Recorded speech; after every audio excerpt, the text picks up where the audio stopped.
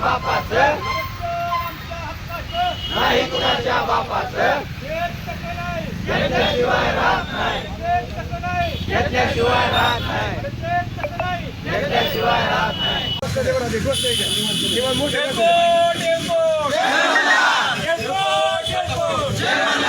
आरक्षण आमच्या हक्काचं नाही कुणाच्या बापाचं आरक्षण आमच्या हक्काचं नाही कुणाच्या बापाचं अरे देत कसं नाही घेतल्याशिवाय राहत नाही देत कसं नाही घेतल्याशिवाय राहत नाही एसटी प्रमाणपत्र अंमलबजावणी झालीच पाहिजे एसटी प्रमाणपत्र अंमलबजावणी झालीच पाहिजे एसटी प्रमाणपत्र अंमलबजावणी झालीच पाहिजे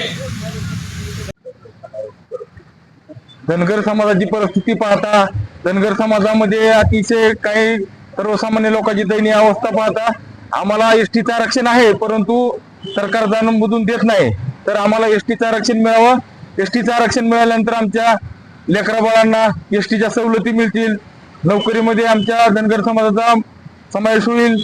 यासाठी आम्हाला आरक्षणाची अत्यंत गरज आहे. तरी सरकारने आमची 70 वर्षापासूनची मागणी आहे एसटीच्या आरक्षणाची, तर ती तात्काळ आम्हाला आरक्षण देऊन आमची मागणी पूर्ण करावी, अन्यथा आम्ही आमरण उपोषण सोडणार नाहीत.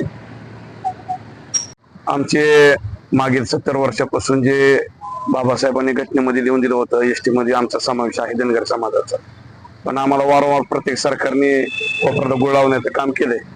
आमचे आरोडे आम्ही एसटीत समावेश आहोत 36व्या क्रमांकावर. फक्त अंमलबजावणी कोणतंच सरकार करीत नाही, चालढकल करते. तर येणारे सत्तेचे सरकार आहे, ह्याने आमचा विचार करावा. आमच्या लेकराबाळांचं भवितव्य फार धोक्यात आहे. जर आमचा विचार जर हे सरकारने नाही केला तर आम्ही त्यांचा विचार करू नक्की. आता येणारी आगामी विधानसभा आहे, त्या संदर्भात समाजाची भूमिका काय असणार? समाजाची भूमिका जर आम्हाला या सरकारने दिलं तर आम्ही त्यांच्या बरोबर आहोत. त्यांनी त्यांची राजकीय पोळी बाजून घ्यावी. त्यांनी जर आम्हाला नाही दिलं तर मग त्यांचं अस्तित्व राजकीय संपविण्याची आमच्यात ताकद आहे. उपोषणाला आपल्या धनगर समाजाचे बांधव श्याम तेरकर, कमलाकर दाने, पडुळकर आणि महिंदार हे 4 युवक आत्ताच आपल्या ज्येष्ठांनी सांगितलं की ही वेळ का आली. तर मला एक सांगायचं आहे की डॉक्टर बाबासाहेब आंबेडकरांनी घटनेमध्ये आत्ताच सांगितल्याप्रमाणे आपलं नाव असताना जे पहिले मुख्यमंत्री होते यशवंतराव चव्हाण साहेब, तिथून आपल्या समाजाविरोधात षडयंत्र चालू झालेलं आहे. मित्रांनो, तुम्हाला आपली ही गोष्ट लक्षात घेतली पाहिजे की आपण खरे धोका आपल्याला कुठून आहे. सुरुवात आपली यशवंतराव चव्हाण साहेबांनी केली आपल्याला धोका द्यायला, षडयंत्र रचायला आपल्या समाजाच्या विरोधात, की जेणेकरून पश्चिम महाराष्ट्रामध्ये धनगर समाज हा जास्त प्रमाणात आहे. तुलनेच्या मराठवाड्याच्या तुलनेमध्ये, विदर्भाच्या तुलनेमध्ये सगळीकडे समाज आपला विखुरलेला आहे. महाराष्ट्रामध्ये आपण मराठा समाजानंतर धनगर समाज हा 2 नंबरला आहे, सगळ्याला माहीत आहे. आपल्याला हे पाठ झाले ऐकून बोलून.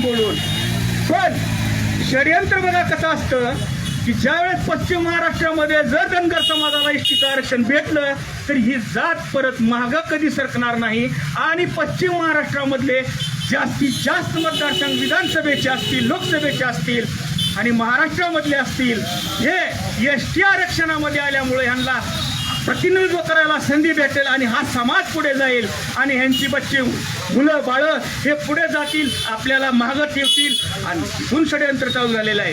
आणि स्वातंत्र्यापासून ते आत्तापर्यंत मुख्यमंत्री एकनाथ शिंदे साहेब असतील, फडणवीस साहेब असतील, मध्येच एक चुटका मारून गेले उद्धव ठाकरे साहेब असतील, या सगळ्या मुख्यमंत्र्यांनी आपल्या समाजाचा उपयोग केलेला हे सगळ्याला माहीत आहे. उपयोग म्हणजे काय असतो, हा समाज कुठंच त्रास देत नाही. महत्वाचं म्हणजे आत्ता जरांगे पाटील हे महाराष्ट्रभर फिरत आहेत. त्याच्या अगोदर कितीतरी मराठा एकत्रीकरण समितीनं आंदोलन केले, मूक आंदोलन केले, 10 लाख 5-5 लाख लोकांचं आंदोलन केलं, तरी सरकारनं दखल घेतली नाही. त्या तत्कालीन फडणवीस साहेबांनी त्यावेळेस आरक्षण दिलेलं होतं, त्यांनी हायकोर्टात स्वतः टिकविलं होतं त्यांचं. पण मी हे का सांगतो तुम्हाला सांगतो की ज्यावेळेस मतदान रूपी लोकशाहीमध्ये मतदान रूपी जर झटका दिला, ह्या काळात लोकसभेला मराठा समाजाने कसा झटका दिला, मराठवाड्यामध्ये एकही सीट भाजपचं म्हणजे युती सरकारचं सध्याच्या सत्तेमध्ये असणारं सरकार सत्ताधारी यांचं येऊ दिलं नाही. हा झटका जर आपण ह्या समाजानं धनगर समाजानं जर दिला तरच आपली दखल कुठलं तर सरकार घेणार आहे. हेच सरकार म्हणून नाही, आपल्याला प्रत्येक सरकारनं फसविलेलं आहे. सुरुवात मी आत्ताच सांगितलं यशवंतराव चव्हाण पासून झालेली आहे आणि आपल्याला फसविण्याचंच काम होणार आहे जर आपण मतदान रूपी एकत्र येऊन. आपलं काय झालंय माहित आहे का, आपण देशामध्ये ओबीसीत आहोत, राज्यात एनटी मध्ये आहोत आणि आपण ऑलरेडी आहेत एसटी मध्ये. आपली अशी त्रंगड करून आपल्यात फूट पाडून आता एक जण म्हणतो ओबीसीसाठी लढू, एक जण म्हणतो एसटी साठी लढू. पण बांधवांनो, आपल्या लक्षात आलं पाहिजे की आपल्याबाबत आपल्या समोर काय वाढवून ठेवलेलं आहे. आत्ताच दोघांनी आपल्या ज्येष्ठांनी सांगितलं की 3 महिन्यात आता आपल्याला विधानसभेच्या समोर जायचं आहे आणि ह्या विधानसभेनंतर होईल अशी शाश्वती कुणालाच नाही, कारण हेच सरकार आहे देणार आहे. मी तर ह्या सरकारला एक फॉर्म्युला देतो, हे सगळ्याला माहित आहे, मी काय नवीन सांगणार नाही, काय रॉकेट सायन्स नाही, की मराठा समाजाला तुम्ही ओबीसी मध्ये आरक्षण द्या, त्यांना खरंच गरज आहे नोकरीमध्ये आणि त्यांना शिक्षणामध्ये गरज आहे, पण त्यांना राजकीय आरक्षण देऊ नका. तुम्ही तुमच्या हातात आहे. ओबीसी समाजाला समाधान द्या, मराठा समाजालाही समाधान द्या आणि ओबीसी मध्ये जे आहेत धनगर समाज त्यांना एसटी मध्ये द्या. तेवढीच जागा शिल्लक होईल, मराठा समाजाला त्यात आत घेता येईल.